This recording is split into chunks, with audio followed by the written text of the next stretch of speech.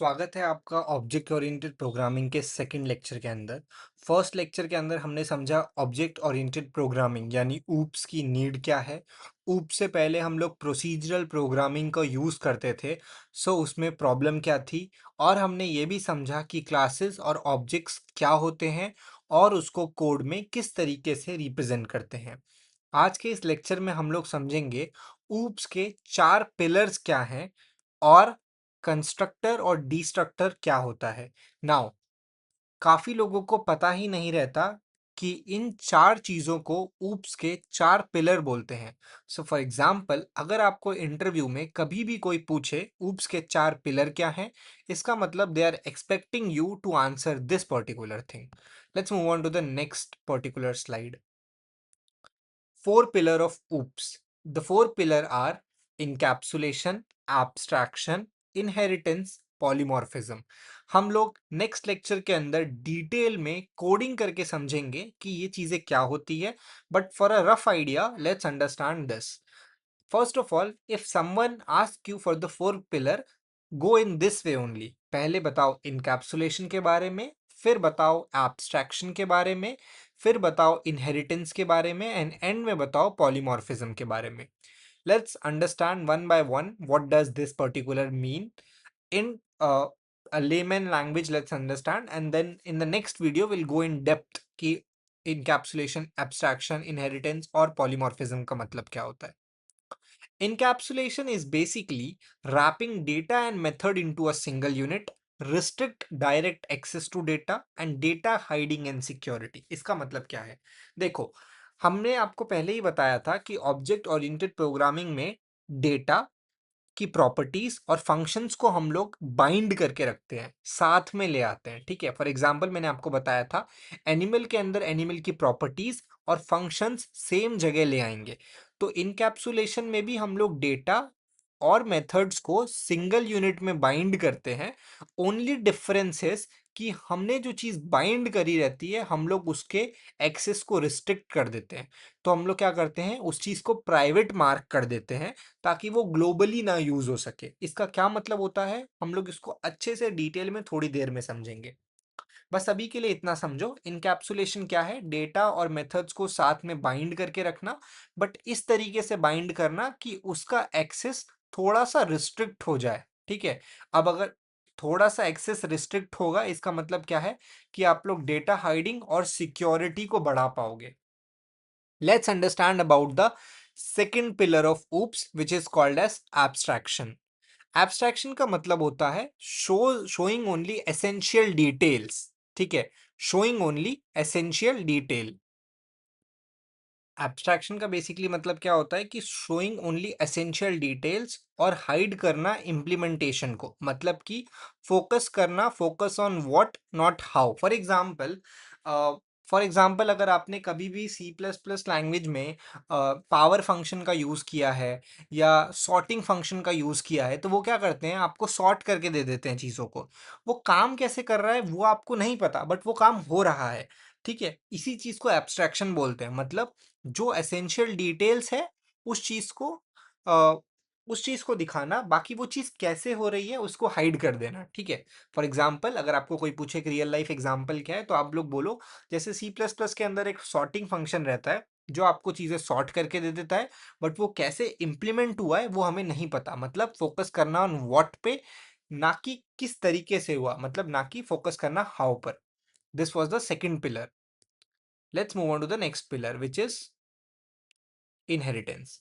Inheritance का basically मतलब होता है one class acquired the property of another. जब एक क्लास दूसरे क्लास की प्रॉपर्टी इनहेरिट करता है तो उसको इनहेरिटेंस बोलते हैं. फॉर एग्जाम्पल, मैंने एक एनिमल क्लास बनाई और एनिमल क्लास से प्रॉपर्टी इनहेरिट करी डॉग क्लास ने, या एनिमल क्लास से प्रॉपर्टी इनहेरिट करी कैट क्लास ने. इसको क्या बोलते हैं, इनहेरिटेंस करना बोलते हैं. फिर डॉग के अंदर खुद की प्रॉपर्टीज हो सकती हैं और कैट के अंदर खुद की प्रॉपर्टीज हो सकती है. ठीक है, जब एक पेरेंट क्लास से चाइल्ड क्लास प्रॉपर्टी इनहेरिट करता है, इसका मतलब inheritance. For example, your parent have some sort of properties and आप उनसे इनहेरिट हुए हो and you have other properties. ठीक है, तो उसको हम लोग इनहेरिटेंस बोलते हैं. Let's move on to the next part which is called as polymorphism. Polymorphism का मतलब होता है same function but different behaviour. मतलब फंक्शन के नाम तो सेम रहेंगे लेकिन उनके फंक्शंस या बिहेवियर अलग रहेंगे। फॉर एग्जाम्पल, जैसे अगर आप प्लस ऑपरेटर को जानते हो तो प्लस ऑपरेटर दो नंबर को ऐड करने के लिए यूज होता है। लेकिन अगर आप दो स्ट्रिंग लो तो भी आप लोग दो स्ट्रिंग को ऐड कर सकते हो प्लस फंक्शन की मदद से। मतलब फंक्शन एक ही था प्लस, लेकिन उसके बिहेवियर अलग अलग थे। ठीक है, तो इसको बोलते हैं polymorphism. Let's revise once more and then will see the next half. ठीक है, इनकैप्सुलेशन का मतलब क्या था कि डेटा मेंबर और फंक्शन को साथ में रखना लेकिन उसके एक्सेस को रिस्ट्रिक्ट कर देना, चीजों को प्राइवेट बना के। ठीक है, इससे क्या होगा, डेटा सिक्योरिटी बढ़ेगी। एब्स्ट्रैक्शन का मतलब क्या था कि जितनी चीजें इंपॉर्टेंट है सिर्फ वही इंफॉर्मेशन शो करना, बाकी चीजों को हाइड कर देना। For example, C plus plus का सॉर्टिंग फंक्शन, काम कैसे हो रहा है सॉर्टिंग इंटरनली हमें नहीं पता, लेकिन हमारा एरे हमें सॉर्ट होके मिल रहा है। इनहेरिट करने का, इनहेरिटेंस का मतलब क्या, प्रॉपर्टी इनहेरिट करना। कहाँ से, पेरेंट क्लास से। कहाँ के लिए, चाइल्ड क्लास में। फॉर एग्जाम्पल, एनिमल की प्रॉपर्टी इनहेरिट करेगा डॉग क्लास और एनिमल की प्रॉपर्टी इनहेरिट करेगा कैट क्लास। ठीक है, इसके अलावा पॉलीमॉर्फिज्म का मतलब क्या, फंक्शन सेम रहेंगे लेकिन उनका बिहेवियर अलग रहेगा depending upon the context. So these are the four pillar of OOPs. Now let's understand what is constructor. Constructor क्या है आपको पता होना चाहिए और उसके टाइप्स भी आपको पता होने चाहिए। कंस्ट्रक्टर एक स्पेशल मेंबर फंक्शन है जो तब कॉल होता है जब ऑब्जेक्ट क्रिएट होता है। फॉर एग्जाम्पल, आपने एक एनिमल क्लास बनाई है और एनिमल क्लास से आप लोग एक डॉग का ऑब्जेक्ट बनाना चाह रहे हो।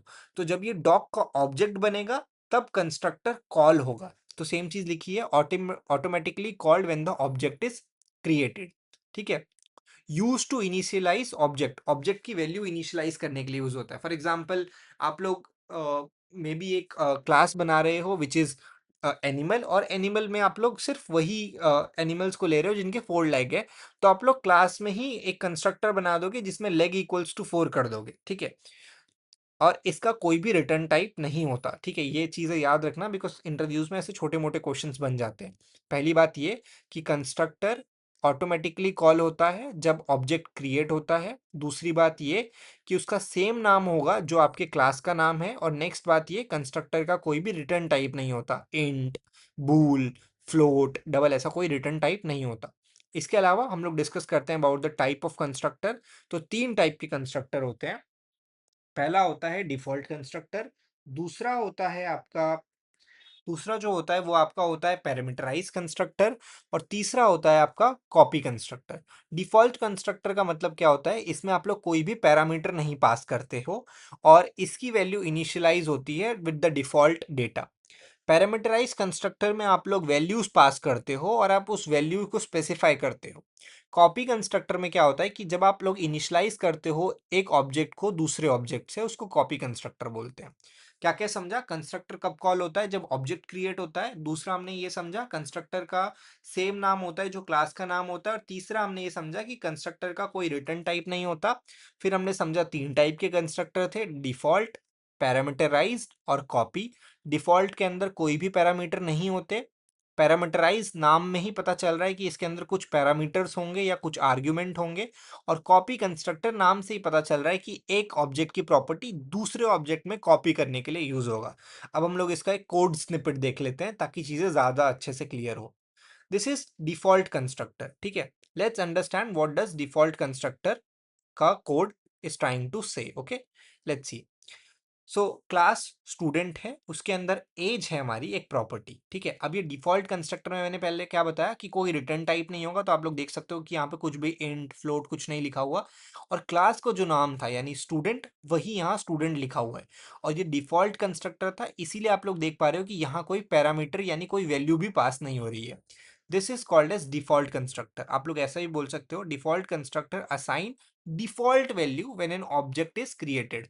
ठीक है, कोई रिटर्न टाइप नहीं है, क्लास का नाम और कंस्ट्रक्टर का नाम सेम है और कोई आर्ग्यूमेंट पास नहीं हुआ, इसके लिए ये डिफॉल्ट कंस्ट्रक्टर है।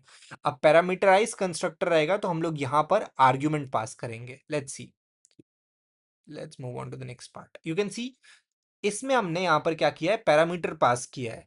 क्लास का नाम जो था वही आपके कंस्ट्रक्टर का नाम है, ओनली डिफरेंस इज आप लोग यहाँ पर एक वैल्यू पास कर रहे हो। ठीक है, So this is parameterized constructor.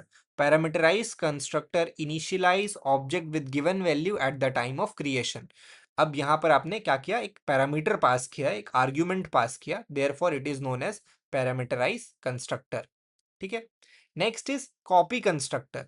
For example student, एक स्टूडेंट है आपके पास S1 और एक स्टूडेंट है आपके पास S2। अगर आप लोग S2 के अंदर S1 की वैल्यू डालना चाहते हो तो आप लोग उसके लिए कॉपी कंस्ट्रक्टर का यूज करोगे। इसके अंदर भी कुछ नहीं होता, इसके अंदर आप लोग एक क्लास को ही पास कर देते हो, तो इसको हम लोग बोलते हैं कॉपी कंस्ट्रक्टर।